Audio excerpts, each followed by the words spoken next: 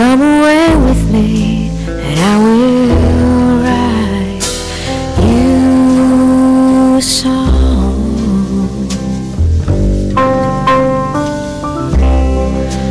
Come away with me on a bus.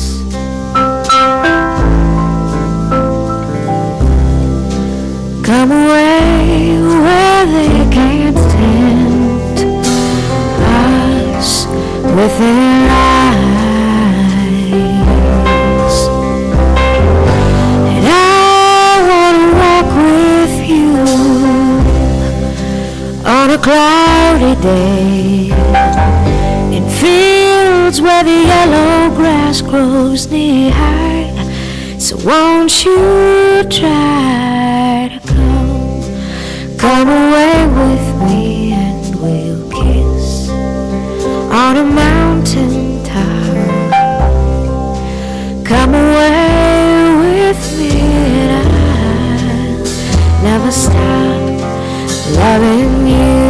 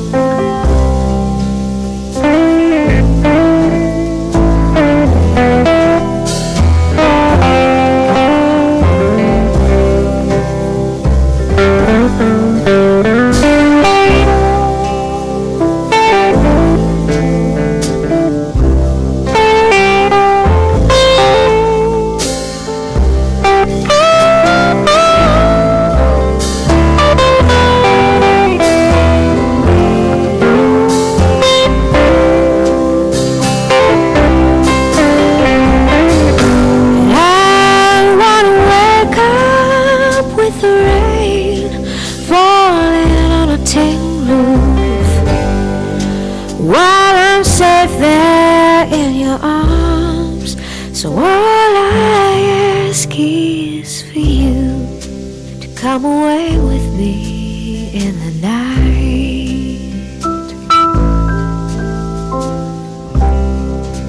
Come away with me.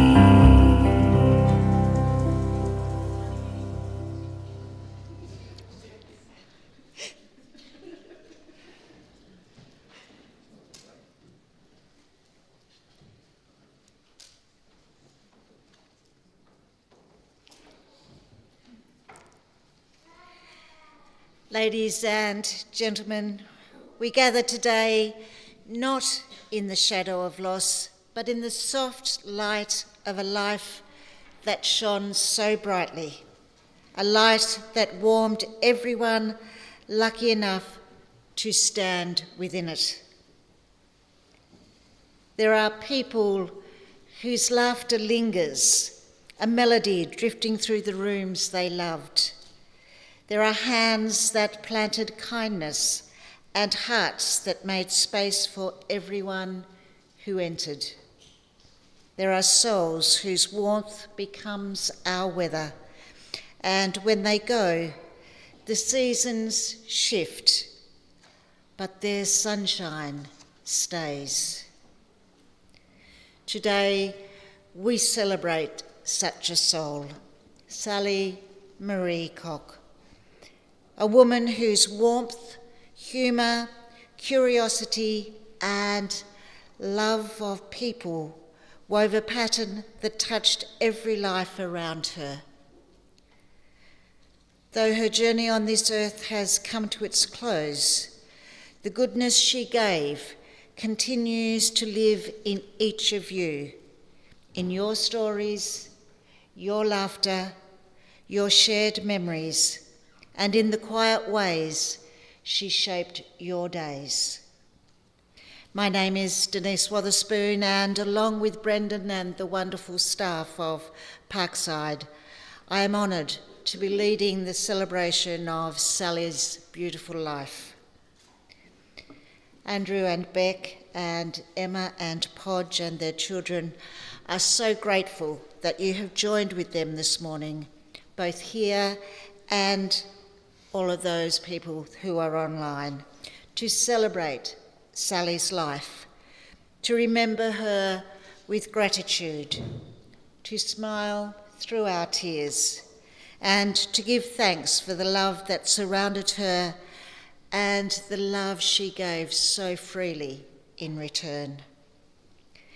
You are warmly invited to remain here for light refreshments at the close of this celebration, to share your stories and to support one another. Sally has already been laid to rest with her dear mother, and now we gather to reflect, to honour, and to speak her name in joy and tenderness. She was born on the 13th of February 1956 at the Queen Victoria Hospital in Launceston to her loving parents Des and Meg Hind. The eldest of 3 children, Sally was followed by Mary Rose and brother Kevin. Those early days were spent under the watchful eye of her beloved nanny in Meander, a strong, capable woman who believed she alone knew how to care for a new baby properly. There on the family farm, Sally's first 6 weeks were spent in good hands with her grandmother and an 11-year-old aunt, Auntie Minnie, who doted on her from the very beginning. Even when the family later moved to Ulverston, Auntie Minnie would catch the train all the way from Meander to pick up this tiny niece and whisk her back to the farm for another stretch under Nanny's tender but determined care. It was the start of a life shaped by strong women, women who loved fiercely, worked hard and spoke their minds, qualities that Sally carried all her life. She grew up in Ulverston and attended Sacred Heart School. She was a free spirit from the beginning, fearless, curious, and determined to find her own adventures. One story that still brings a smile tells of the day at around 6 years old she wandered down to the Ulverston wharf, spotted a boat taking the local Dutch community out for a celebration, and without hesitation, she hopped aboard.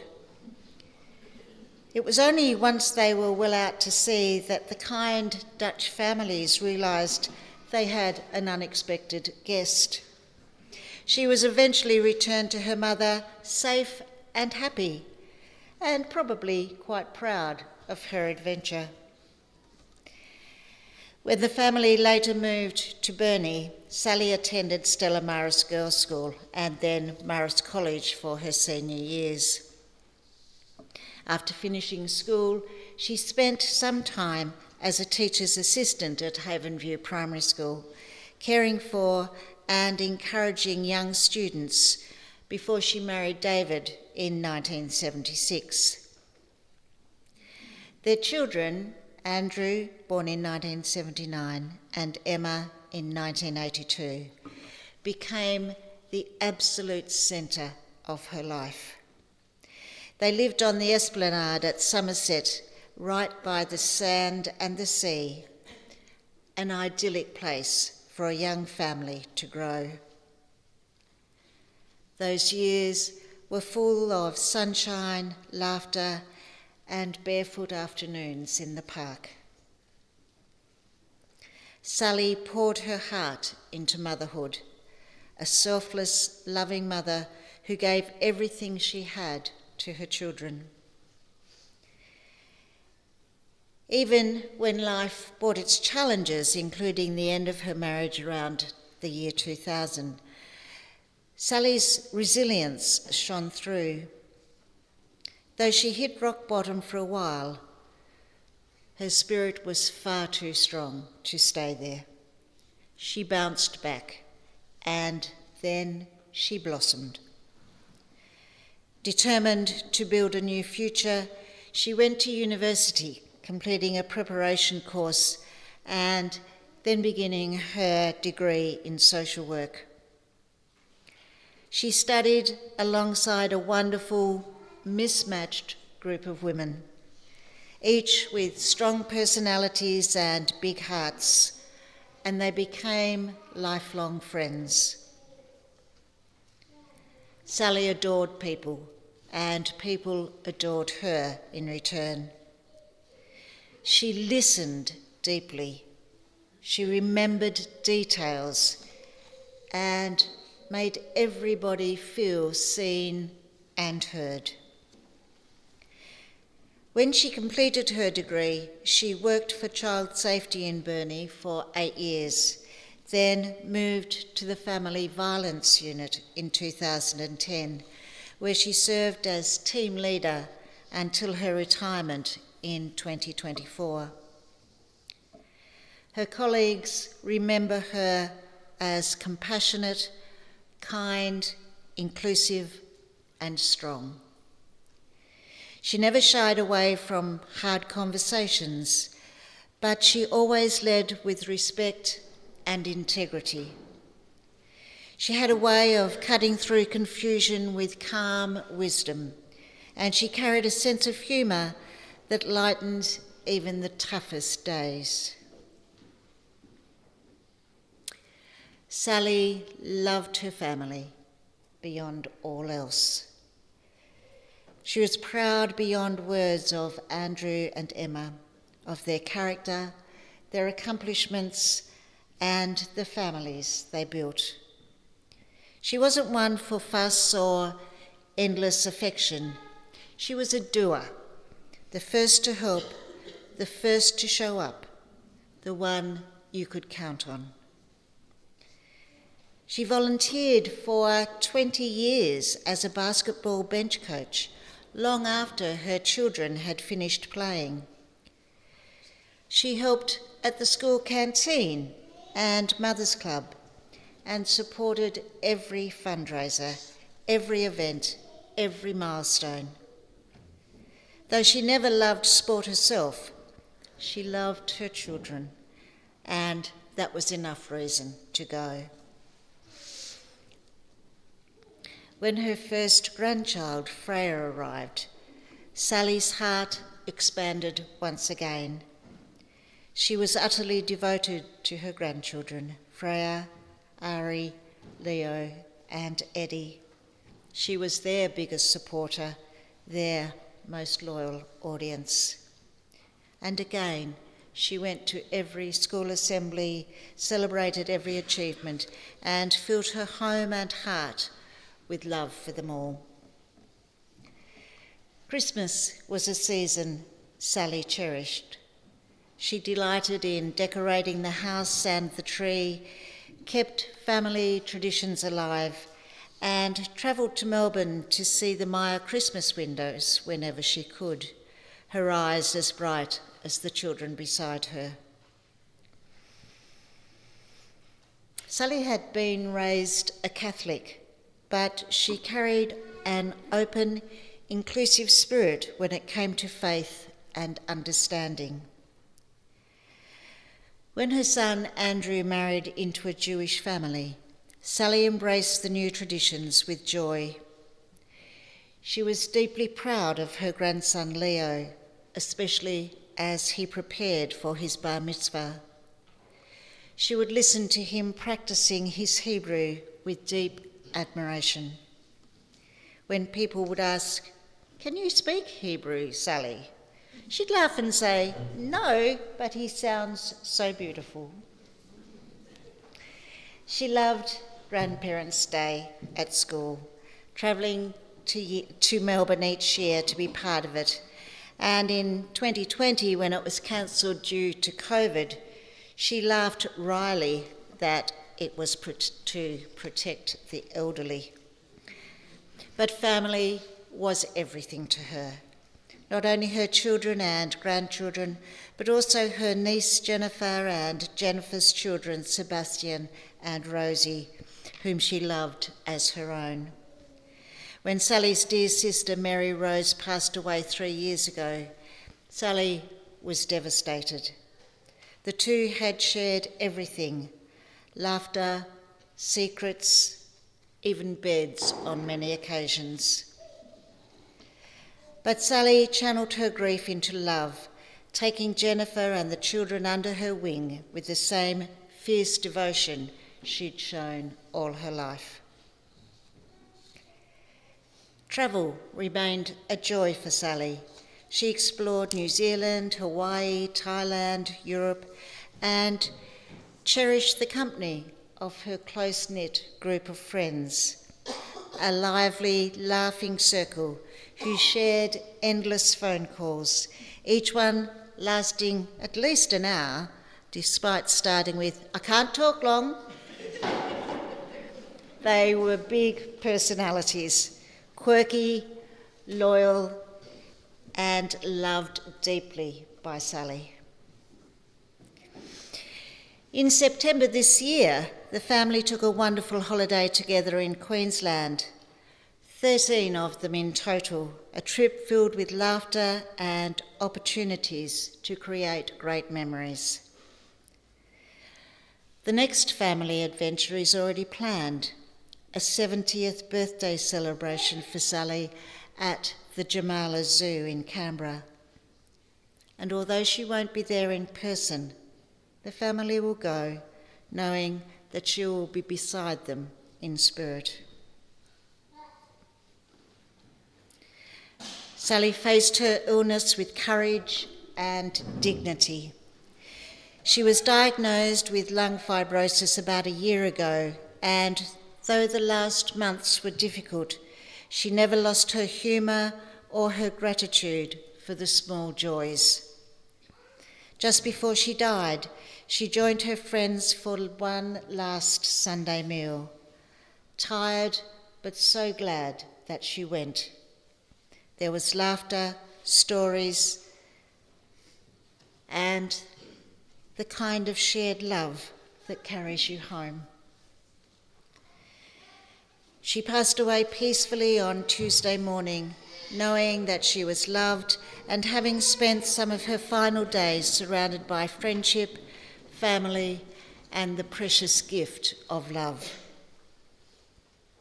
Sally was and remains the matriarch of her family, strong, determined, independent, kind, an unassuming, beautiful woman who truly listened, who remembered, who cared. Her laughter and her wisdom will echo long beyond this day.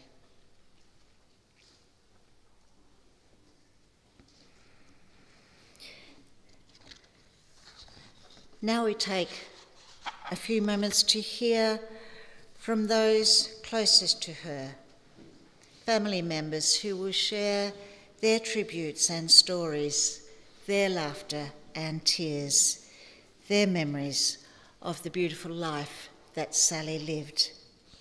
I invite granddaughter Freya, daughter Emma, and son Andrew to come forward.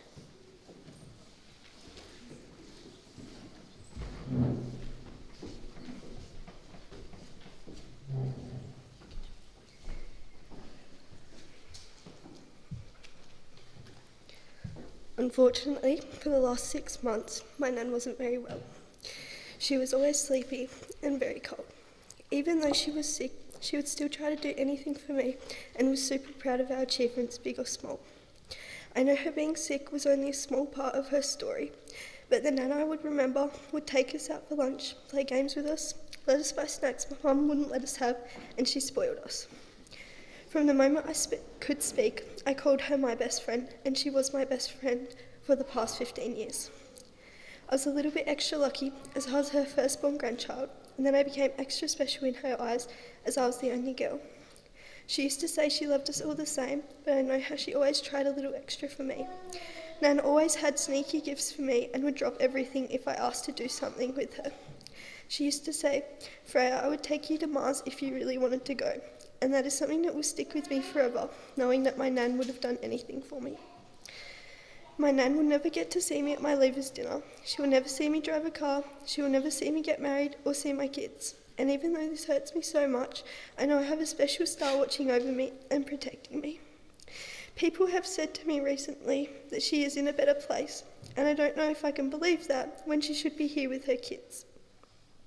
That's all for me, but I just want to say we all love you so much, Nan Sal.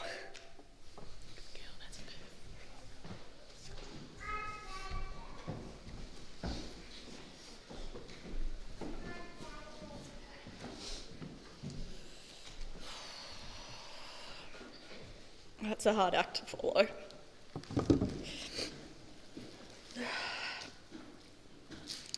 I don't know what to say about the person who not only gave me life, but also dedicated her entire life to me. Growing up, I didn't realise how much Mum gave up to ensure that I never went without. And that pretty much sums her up entirely. She put everyone else before herself.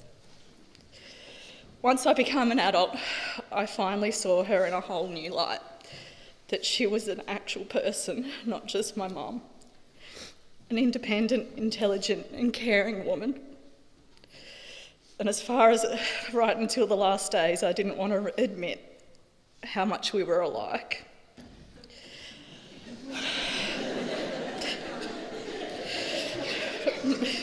I don't understand why you're all laughing at that. I'm glad she couldn't see me behind her nodding then, because she's thrown a shoe at me once this week. It's not about you now for a first time in something. We also shared the same passions, one of them being travel. Being of that generation, Mum had only ever dreamed of travelling. She'd never actually achieved what she'd wanted. In 2008, I was lucky enough to spend time trekking across Europe with her. Mostly there was a lot of laughs, a fair bit of bickering, but mostly it was the laughter. We got to do Anzac Day in Gallipoli, which was by far one of the best things I've ever done. We had a fair few sleepless nights after Gallipoli, and so on our way back to Istanbul, we were encouraged by the tour guides to go and do a traditional Turkish bath. For anyone who knows Mum and I, neither of us like to get naked, so we were a little bit perplexed when we realised we would have to get naked and then be washed by Turkish women. Now, I had a beautiful young Turkish woman come out and wash me, and we looked up and an old Turkish large lady with a moustache came to wash Mum. Now, for those of you that have heard Mum's giggles, we had an hour of her laughing straight. And between those fits of giggles, all I could hear was something about saggy tits and the biggest bush she'd ever seen in her life. Now, Istanbul isn't somewhere that women should be walking late of a night, but on our way back to the hotel and all across Europe, I had to keep saying to her, stop looking people in the eye and don't speak to people. And on our way back to the hotel, she was stopped by a Turkish man, and I heard her say, 50 camels will be fine. I'm sure to this day I'm married to some man in Istanbul who owns us a shit ton of camels. The whole trip was just laughter the whole time. She was doing things that you really shouldn't be doing on your own in Europe. But apart from that, I also got to watch her eyes open when she got to look at the amazing sights that she'd only ever dreamed of before. The history that she'd always read about, Anne Frank's house, the Mona Lisa, Eiffel Tower and Buckingham Palace was things that she'd always wanted to see, and I got to do it right next to her. The next part for me to see Mum as a human being again was to watch her not be a mum, but be a nana. And when she became a nana, it reignited something absolutely beautiful in her. And for those of you that have spoken to her, you knew every detail of those 4 children. She was front and centre at every event. And I know one thing for sure, the nan that would pick up those kids and get them a sweet treat every day after school was definitely not the same woman that raised me. I'm really not sure how I'm going to get through without her. Her wisdom, her advice, when I'm looking for an adult. But all I know is I'm thankful she was mine.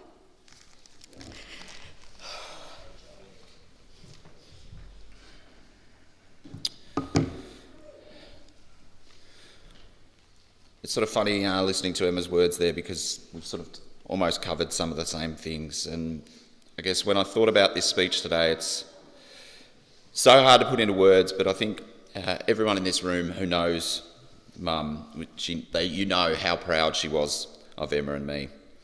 In fact, I'm sure that many of you have ended up in a conversation about either one of us and left with the impression that we were just the two golden children. Apparently, we could never do any wrong. Let me assure you, though, that is not all true. Obviously, over the last week and a bit, Emma and I have spent a little bit of time together, and it was funny. We only just commented the other day that she didn't even have to say it to us.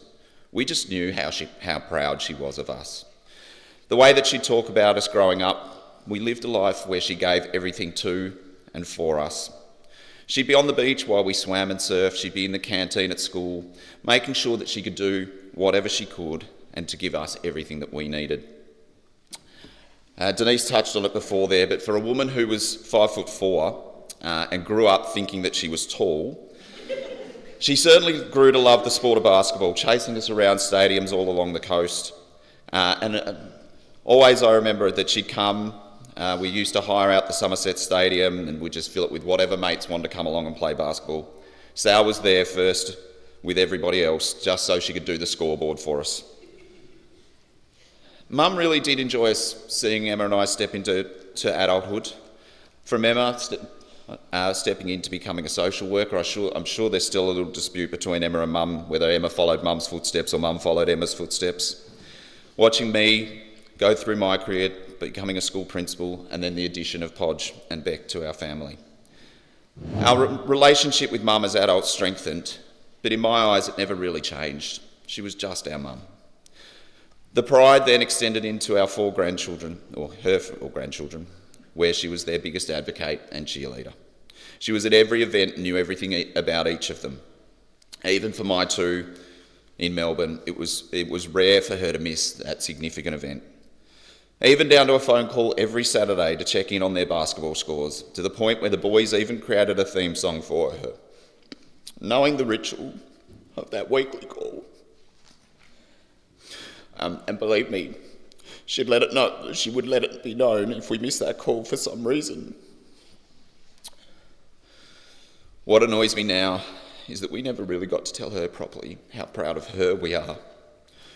From the mum who gave up everything to raise us, who returned to uni at the age of 45 and become an incredibly respected professional, the mum who stood on her own 2 feet and created an incredible life for herself. The woman I can remember only leaving Tasmania less than a handful of times when I was growing up, to giggling her way around multiple countries with Emma, with Mary Rose, with Julie, with Deb. An independent woman who knew her place and her impact in the world. She loved, and she saw that coming through in Emma. The mum that I could call at any time for a conversation or advice on any situation. She just always seemed to have the answers or the right things to say. I spoke to her almost every morning and covered every topic known to man, from politics and current affairs to stories about people.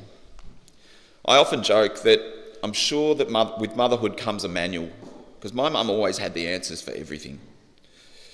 That could be the big problems, or just that phone call saying, "Mum, I've got frozen chicken that's been in the fridge for about 3.5 years, can I still eat it?" She'd probably just advise me to give it a try and And it really makes me proud to see so many people here today, and so many people that have reached out over the last week, that people that she's touched in one way or another, people she'd connected with, and it was people that brought her so much joy. She loved that connection so much. She'd often She'd ask about people or places in Melbourne when I tell her we were doing something. She'd actually have no idea who or what I was talking about, but she still wanted to know every single detail. And then the next time I'd speak about that same person, she'd remember it. Mum, she was known as Sal Vital, Big Sal, Sal Burger. We are so proud of you and everything that you achieved in this short life. Emma and I promise to continue to make you proud in what we do and ensure that Freya, Ari, Leon, Eddie will grow into adults that would make you proud. We know that you will be cheering for all of us from afar. Thank you.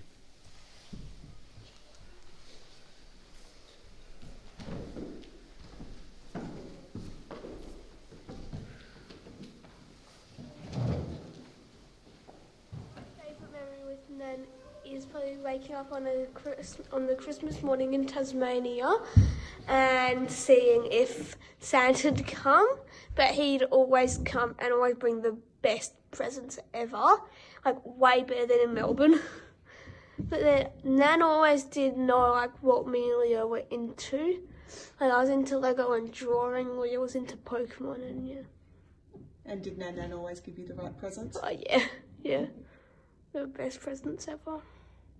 One of the things I loved about Nan was that she would always come to every event that included me or Eddie. That be districts, swimming carnival, productions, everything. We really enjoyed her being there. The whole family was planning a trip to Canberra Zoo in April for Nan's 70th birthday, and now we will all just have to go there for a celebration of life. And we'll have to all enjoy the giraffe room, which was where she wanted to be. As you may or may not know, I'm currently studying for my bar mitzvah. I've really sad that Nan can't be there, but I'll make sure to do a special prayer in memory of her. Every Saturday, we would always call Nan. Because we were giving her our results from our basketball game, and we always started to call like, basketball update! We'll really miss Nan. Yeah. I was lucky to have Nan. She was my biggest fan at all my sporting events, and I'll miss her being the first one to cheer me on at basketball. Nan would pick us up every day from school with a big smile on her face.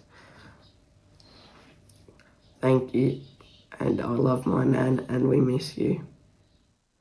I will miss Nan a lot, and I love Nan. She's been the best role model I could have ever had. I love her so much. And I will miss her. I will also deeply miss her. A lot.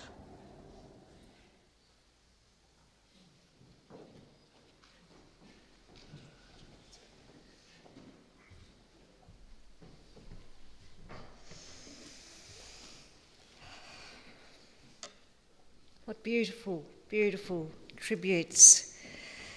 Those memories that you have all shared have given us a glimpse of Sally through your eyes. Each story brings her closer to us, and each smile rekindles the light that she left behind. And that relationship that you as grandchildren had with her is just so very, very special, and something I know you will treasure always. As we look back over photographs, we're reminded that every picture tells a story of laughter, love, and the moments that made Sally's life so rich. These images capture the beauty of her days and the many people who shared them.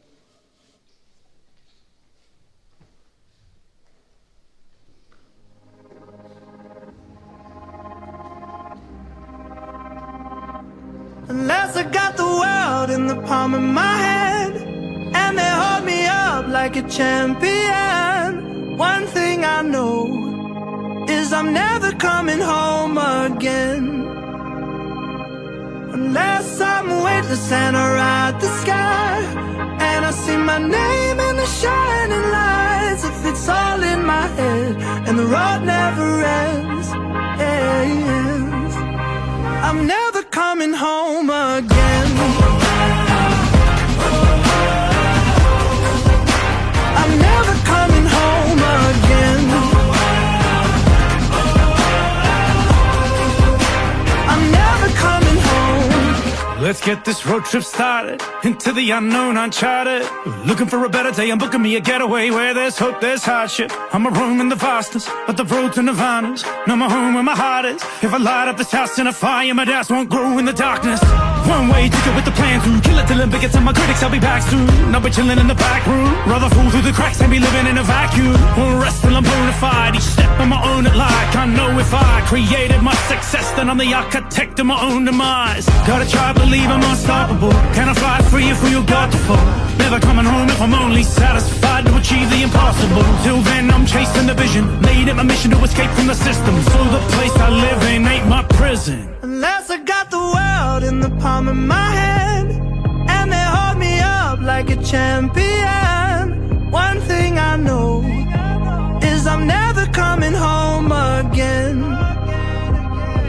Unless I'm witness and I ride the sky, and I see my name in the shining lights. If it's all in my head and the road never ends, ends, I'm never coming home again. I'm never coming home again.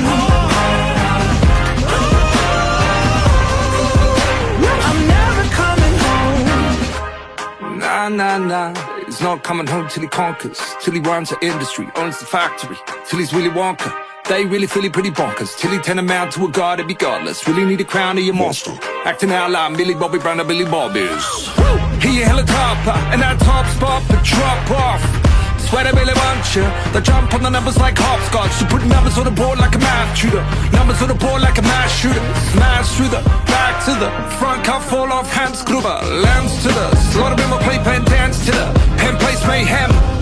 Never complacent, bounce off the walls like echolocation. Never can rest like a drift to West Craven. Never play safe, never vacation. Never come home, let's say, take a rain. My chest full of medals and I get no ovation.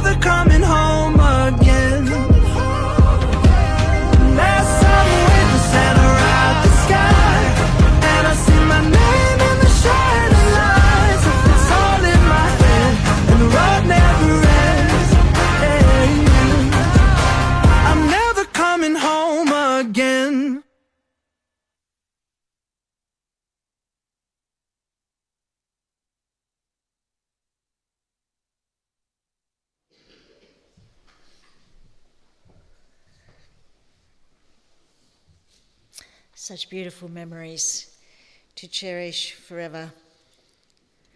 As we saw, Sally's life was filled with love, and those photos just tell that story better than words ever could.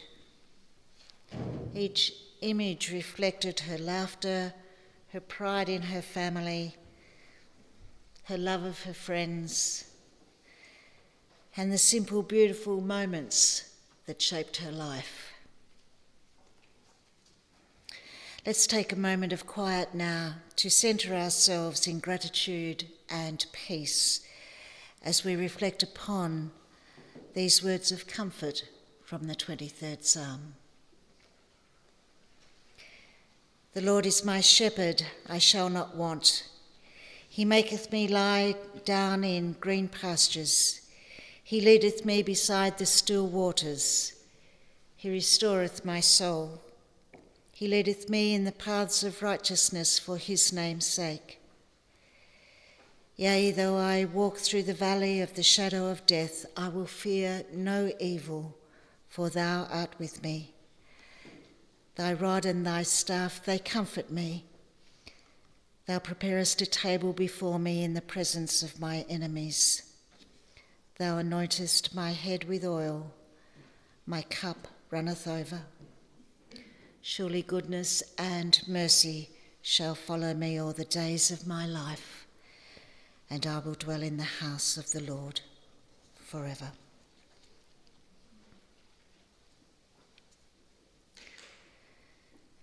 Sally's story reminds us that love is stronger than loss, and that a life lived with kindness leaves a lasting light. Though her chair may now be empty, her presence fills the room in laughter remembered and in the quiet peace of shared gratitude. May the love that filled Sally's life be the love that guides us still. May her memory be our blessing and her kindness our inspiration. Go in peace, and may the sunshine she left behind warm you always. Would you all please stand?